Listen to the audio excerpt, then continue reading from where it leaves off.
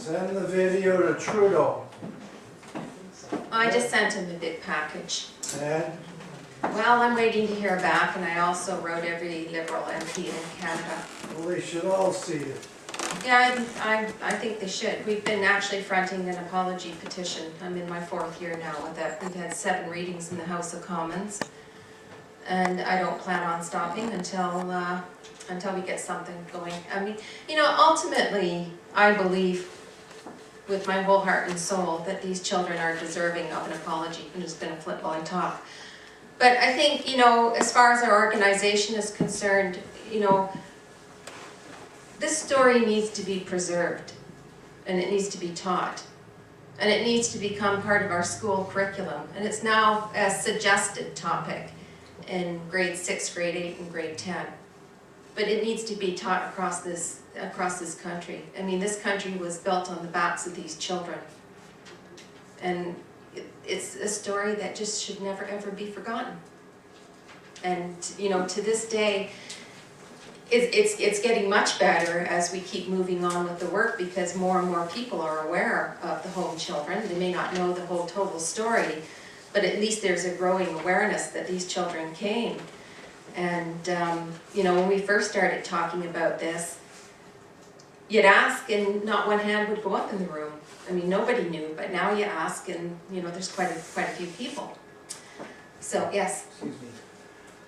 I remember back, it could have been 10 or 15 years ago, CBC made a Bernardo series or documentary. Yeah. I forget exactly the slant of that. Do you have an opinion on that? Yeah, it's actually available on YouTube. So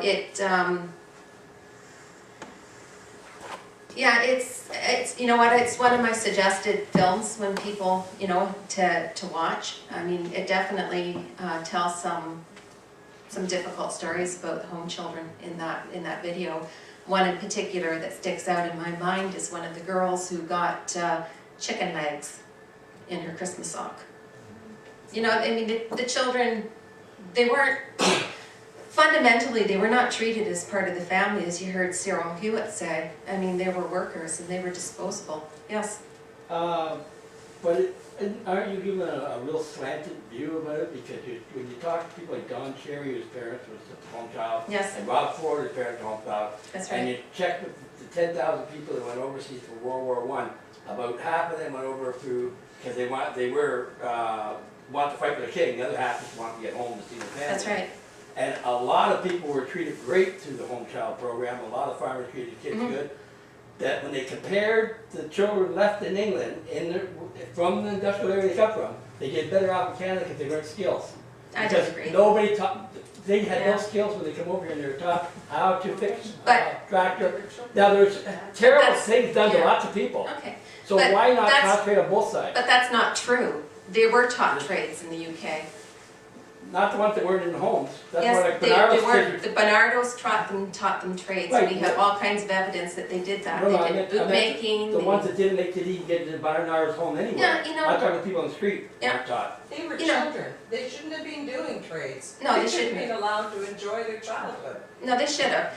You know, the thing is that, you know, there is a certain percentage of children that came over here that came from bad living situations. I have 22 home children in my family tree, and I've got both sides of that story. I've got my mother who was adopted, you know, and raised in a loving family, educated, became a nurse. I've got my Aunt Mary that came from, she was dragged out from underneath a dead body. That's what Over I'm in the saying, UK. Give a balance. And she was taken into Barkingside, where she was safe, and then they put her on a boat and sent her here to Canada. She was moved 20 times in less than 8 years. She was whipped, beaten, raped. At 14, she had a stillborn baby. And that's Now- the bad side. If they would have left her in Barkingside, she would have been, I mean, I'm not suggesting that institutionalizing children is the answer, but if they would have left her in Barkingside, she would have been fine. That wouldn't have happened. The thing is, you know, if they would have put some kind of a social system in place so that families who wanted their children, like my grandmother, could have kept her children, then those children could have been taken out of those institutions and they could have been sent back to their families. And then they would have had enough space for those children that really needed the help. You know, as we have kids today that still come from desperate family situations, then they could have been kept in the UK, at least kept close to some family, at least kept in their own country, at least kept in their own culture. They did not have to send these children to Canada to save them. They just didn't.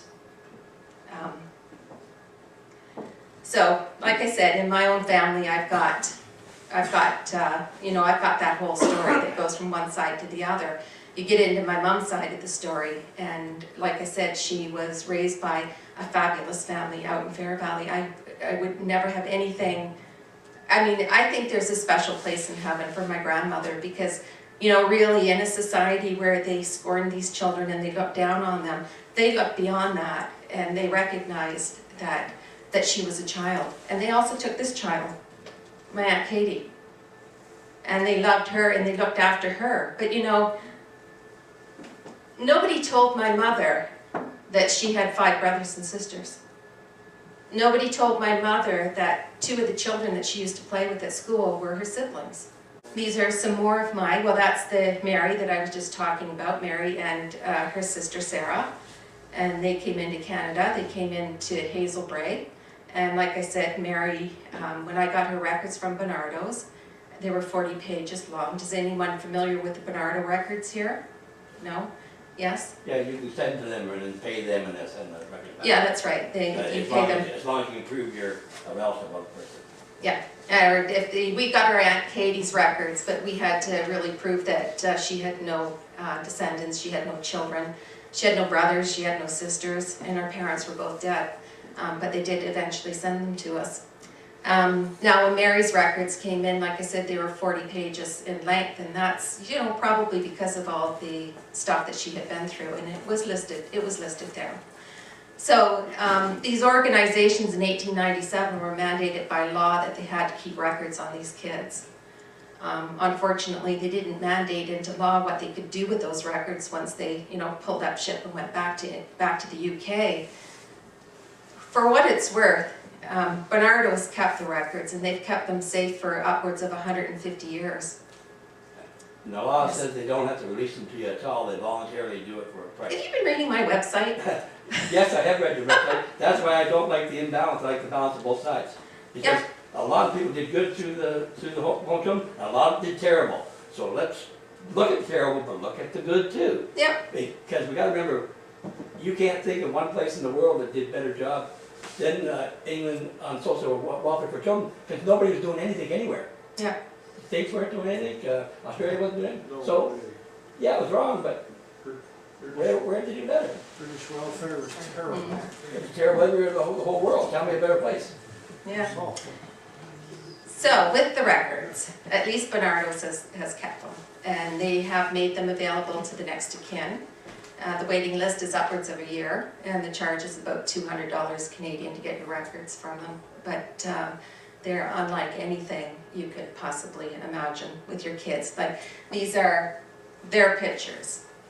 And when children came into care in the UK, they took photographs of them, and they took photographs of them before they came to Canada. Now, with my Aunt Mary in her case, these usher boys were sent out to Winnipeg.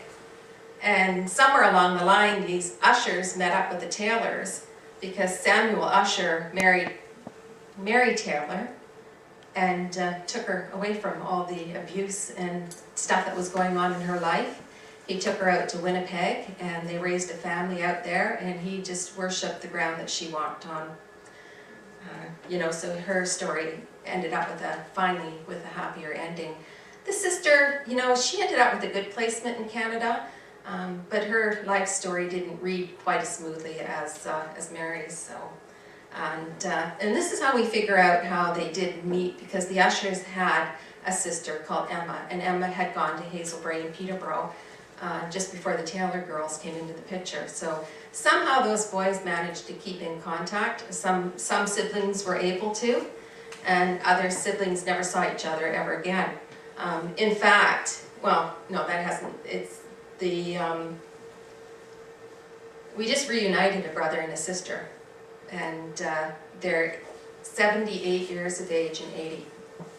And both the kids were split up, and one was put into foster care, and he was so young, he didn't even know he had a sister.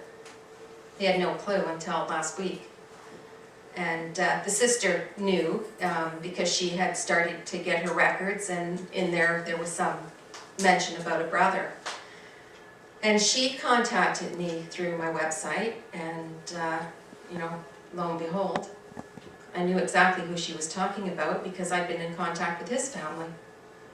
So I phoned her because she sent me her phone number, and I phoned her within 5 minutes of getting the email.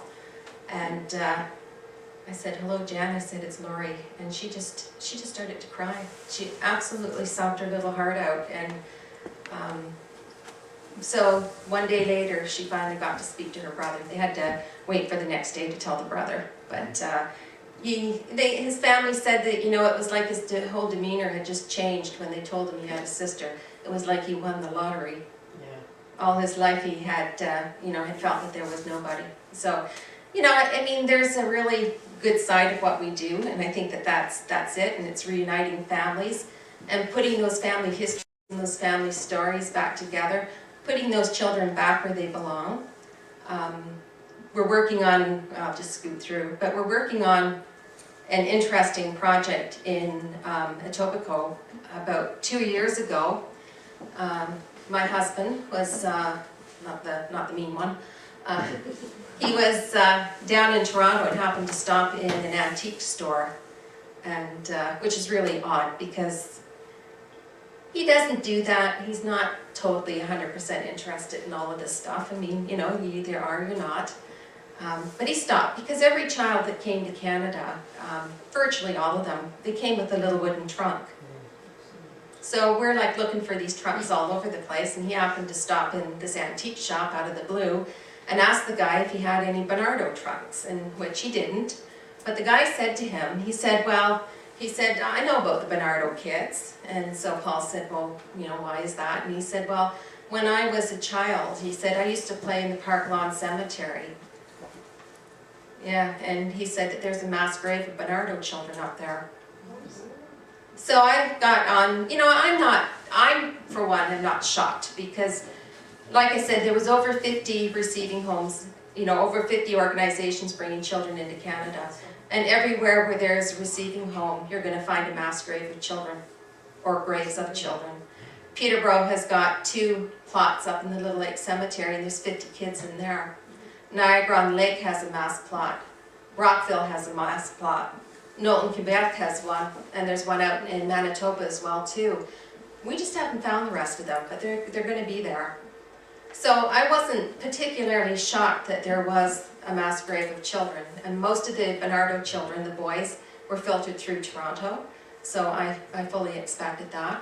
And I got on the phone and started bugging the Park Lawn Cemetery, and they finally relented and sent me a list of 75 children, divided into 2 plots. Well, I thought right away that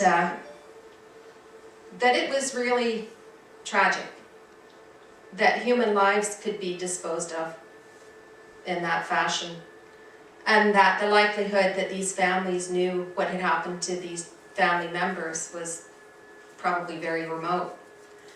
And I figured then that the very least we could do is start to research these children to find out who they are and to put up a monument on the graves, because every person deserves to be remembered.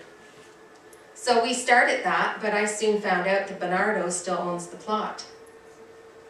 So we need their permission.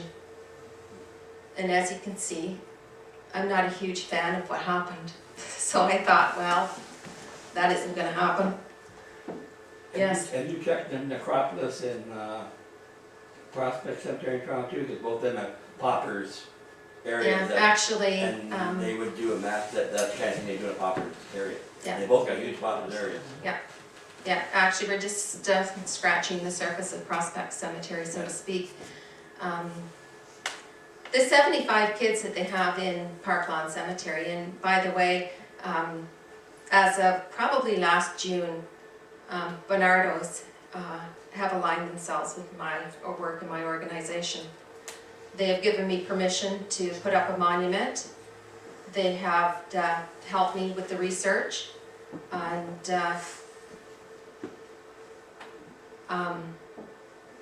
I'm actually going to England in 3 weeks, and I will be a guest of Bernardo's at their 150th anniversary celebration at Buckingham Palace.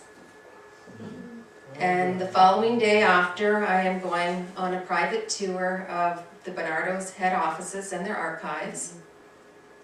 They're hosting a tea in the afternoon for any of our association members that want to meet up while we're in the UK. And the head of Bernardo's will be presenting me with a check for almost $2,000 to go towards this monument. So, you know, for what it's worth, I think that child migration was a dark page in their history too, and controversial. But they're holding out their hands to us. And I think that, you know, to judge the work that they do with children today by what happened yesterday, I think that that's unfair. You know, and I don't think that that's something that we should do. But anyways, back to the Park Lawn Cemetery. The 75 kids that they have buried there, I mean, you know, those kids are everything that was wrong with child migration. We've got suicides, you know, we've got babies. There's 15 babies. Those babies are babies of homegirls. We've got teen moms that didn't survive childbirth, and we've got illnesses. We've got everything in those two plots. And I just can't help but think that it's going to be those 75 lives that are going to really bring this home for us in this country. I do. I just did an interview with the Al Jazeera television, and it's going to be aired on global TV when I'm in England at Buckingham Palace. So I'm kind of nervous about what I'm going to find when I get back to this country. So. Does anybody have any other questions or comments? Yes? I got one question. The home children now have a website with Roll of Honor for people that died in World War I. That's right. But there's a big, like I'm doing a lot of work on World War I thing. There's a big problem with it. They don't tell where these people were in Canada when they enlisted, because all these people are not getting honored in Canada. They should have been put on our cenotaphs, but because there's nobody here to tell people they died, they lived in Canada, and then they joined the CEF and died fighting for Canada in World War I. So when you're over there, we somehow talk about putting somewhere on that Roll of Honor or some kind of database where you can find out where they were here in Canada. Then people here can do the research to get them put on the cenotaphs and honored the way they should have been honored.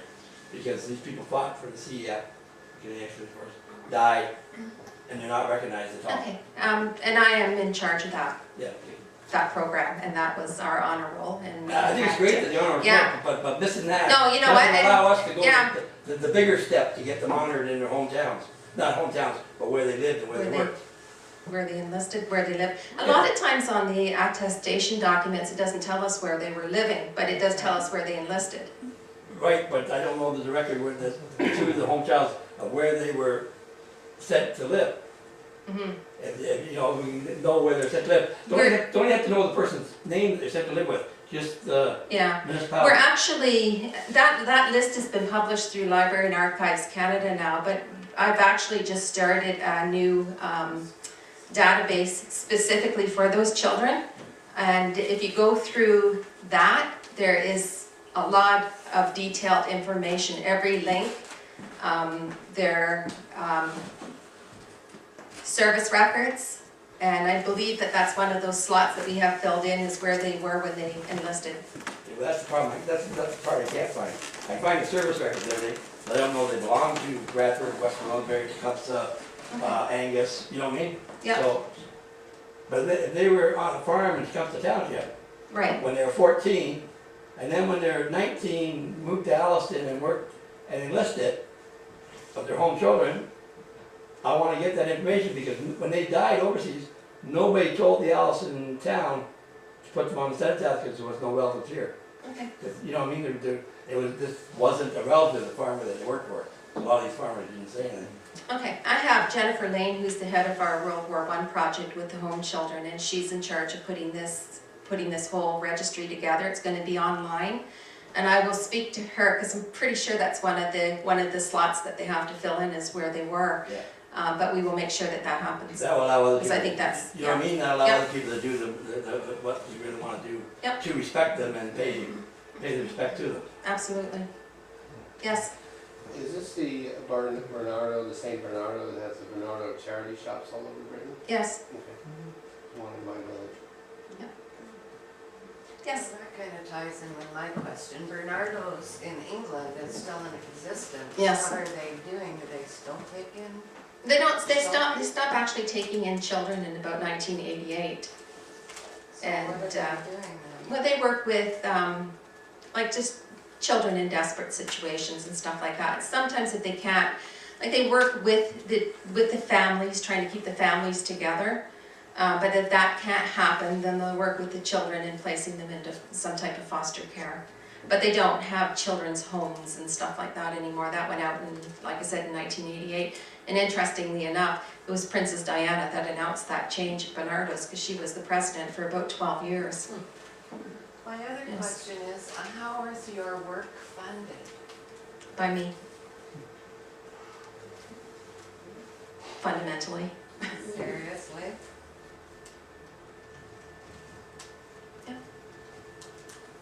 Okay, any more questions?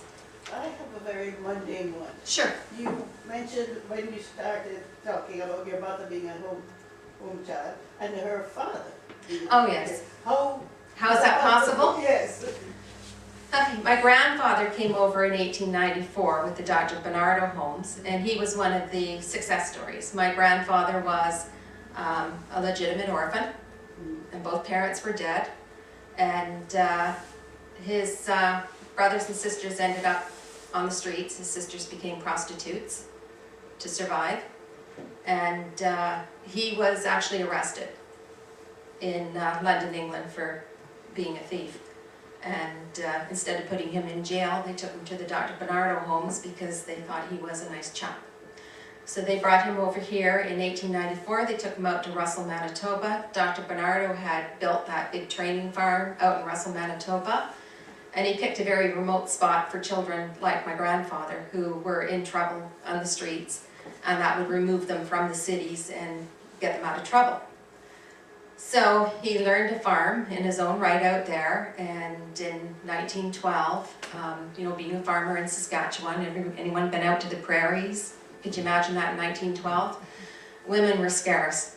So my grandfather applied to England and had a wife brought over, and my grandma married him the day that she landed in Rosetown, Saskatchewan. And they had 5 children, and they had a fire, which damaged the family home. So he took them back to England and settled them back in Lingdon in Herefordshire. And he came back to Canada and rebuilt the farm, and then he made his way back to England to get his family. And somewhere along the line the story changed. My grandmother got pregnant with my mom right away. And I don't know what happened. But he came back to Canada by himself, and he never went back to the UK, never went back to his family. And therefore, it left my grandmother on her own with 5 children. And he left his children there basically to suffer the same fate that he had suffered. And they were put into not knowingly of course, but, well, I don't know. But, my grandmother, unable to look after her children, put them into the workhouse. And then they were picked out of the workhouse by the Salvation Army, and they were sent here to Canada as home children themselves. Yes. He wasn't found in the hospital in Edmonton, was he, just before he died? Yes. Yeah, Ben on my I know side. that whole story too. You know that? Yeah. Who's he buried with? Pardon? Who's he buried with then? I'm not gonna tell you. I can't. But I know that they found him and it was too late for him because he was gonna die anyhow. But he was pretty guilty about what he'd done to his kids. Well, Apparently, I don't know. Well, yeah, you know what? I'm pretty sure that there was guilt or something going on in there. I mean, you know what? From what I can find, my grandfather never remarried, and he was a pretty good He looking lived guy. the last 30 years of his life. So, yeah, he did. Transit He and did. just He lived ended hotel up- to hotel. yep, he ended up in in Edmonton, ended up finding out about his family just before he died. Only a couple months before he died. He actually never found out about his family, Well, I but thought I did find out, but some of it. no, he died on the streets of Yeah. Edmonton, and he was buried in a pauper grave. Another one And, buried. you know, yeah, and, you know, in those days, it wasn't unusual that, you know, that poor people and people that didn't have the funds to bury themselves would have been put in communal graves. What's really weird about my grandfather was, you know, he lost 6 children in his life, Yeah, he's buried with other children. and he's buried with 6 stillborn babies, Yeah. not his, Not but, his, but other ones. I knew, I said I didn't know who they were, but I knew he was buried with. yeah, he's buried with I don't 6 know where I stillborn. heard all this stuff. It must have been on my website, Somewhere, because it's out somewhere. there, it's in the books, his story is relatively pretty Yeah. well known by now. And, you know, when we kind of talk about these, I don't know, like I feel like the work is being guided. There's just so many uncanny things that tend to go on, like why did my husband stop at that antique shop, and that guy knew about that grave, and my grandfather, and those, and to me, you know, every life has value, and that really impacted me when I found out about those 6 babies, because to me, you know, it seemed like he deserted 6 children in life, but in death he was given 6 children to look after for eternity. I mean, God wouldn't take valuable lives. And somebody had said to me, well, they were punishing him. And I said, no, God wouldn't do that. He wouldn't take infants and their lives and use it to punish somebody. I mean, to me, that spoke volumes. But interestingly enough, and I'll leave it on this last little note, when I went into the cemetery, I don't know, it was 2 weeks ago or last Friday or something, I can't remember, when we did the interview with the Al Jazeera TV. I had come into the cemetery, been down there before. I had come in a few minutes ahead of them because I thought, you know, I need to find where those plots are before the television cameras get in there, so I don't look like I'm wandering around not knowing what I'm doing in there. And that didn't work out because they came in on my heels. So we were in there and we were looking for the plots. I couldn't find them. You know, I can't find my way out of a wet paper bag, let me tell you. I can't, it's really sad.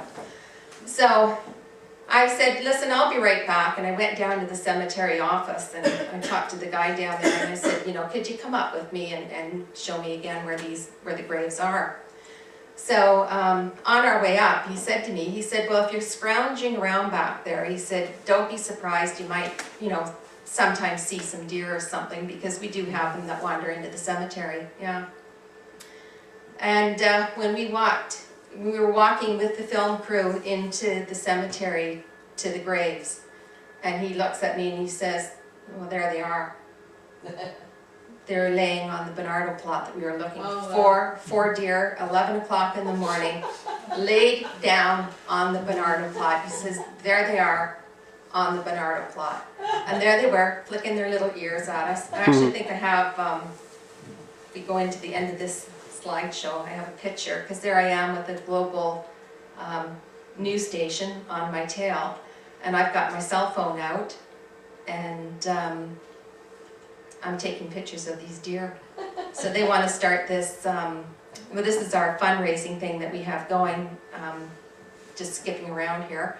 We're fundraising to put up a monument. Our goal was $16,000. And with Bernardo's donation, we're only about $1,300 from finishing it, and that's in 2 months. So that's been really good. I've seen deer in this. And there they are. Okay.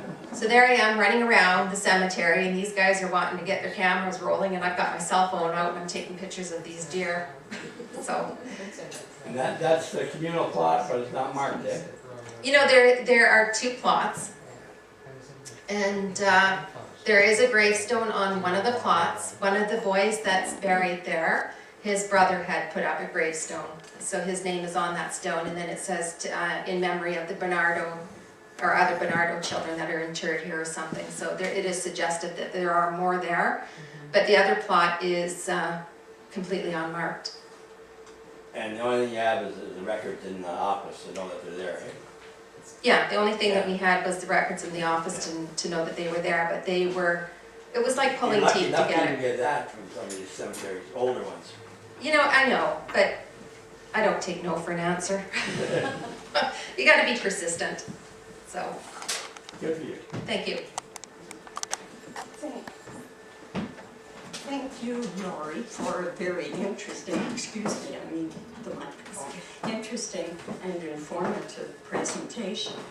I must confess, I never heard of any of these children until 20 years ago or less.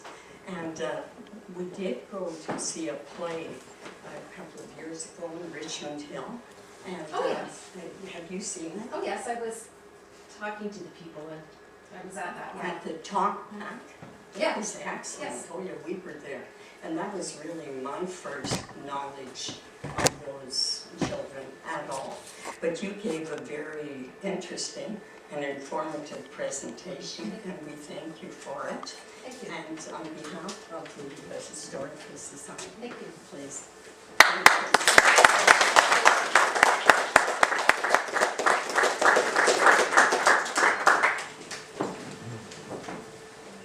You didn't explain the... Oh, I did, sorry.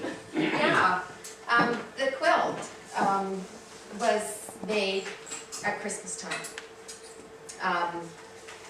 And what each square represents a home child. And, I made those squares. I designed most of them with pictures and information that some of our group members had sent in. If you wanted a place on the quilt, it cost you $25 per square. And that's how I raised the funds to make the quilt. The quilt is going to be shown across Canada. And it's going to England with me. Are you ever planning on auctioning it to raise funds? No, No, okay. no, never. All right.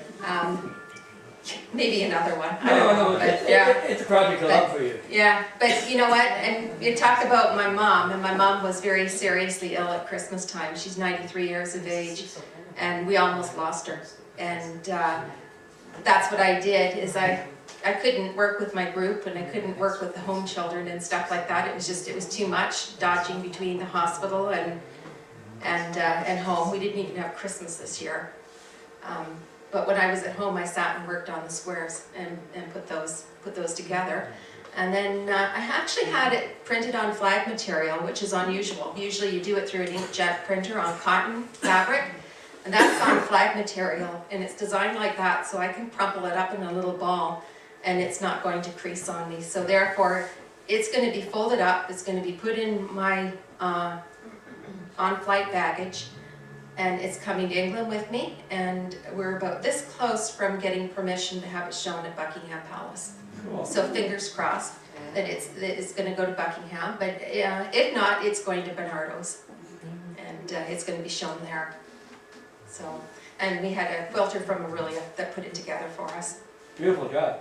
Yeah, it's you know, and it was an absolute labor of love for both her and for me. I mean, you know, it's she did an awful lot of work, and she worked really hard to get it together so that it would be ready for our show season this year. But it's going to Halifax, and it's going out to Winnipeg, and it's going to be shown, like I said, across Canada. It's going to be a very busy little quilt.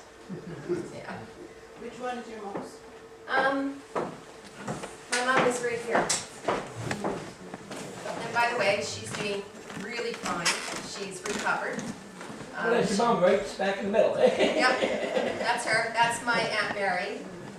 This is Walter Golden. He's the fellow that you seen at the first of the video. The 104-year-old guy. The 104-year-old guy. He passed away when he was 106. And we actually went down to London, Ontario, and brought him a birthday cake, and we celebrated his 106th birthday with him, which is really cool. This is Cyril Hewitt.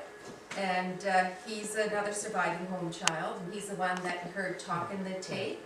And this is George Beardshaw over here, and again, he's another surviving home child. Both of these men and Walter Golding, they're all in my book that I wrote, and they all are in that film called Forgotten. Forgotten, I worked with a filmmaker in Toronto, and it's now making the runs. It's been shown in Toronto and Hamilton, Los Angeles, Chicago, London, England, and it's back in Hamilton this weekend, actually. So you see that those guys are all in there. They know that they're in the film, because I took George down to Hamilton so he could see himself in the film. And they know they're in the book. What they don't know is that they're on the quilt. And what they don't know Is it going to? is the quilt's going to England. And hopefully by the time they know that, it'll be in Buckingham Palace.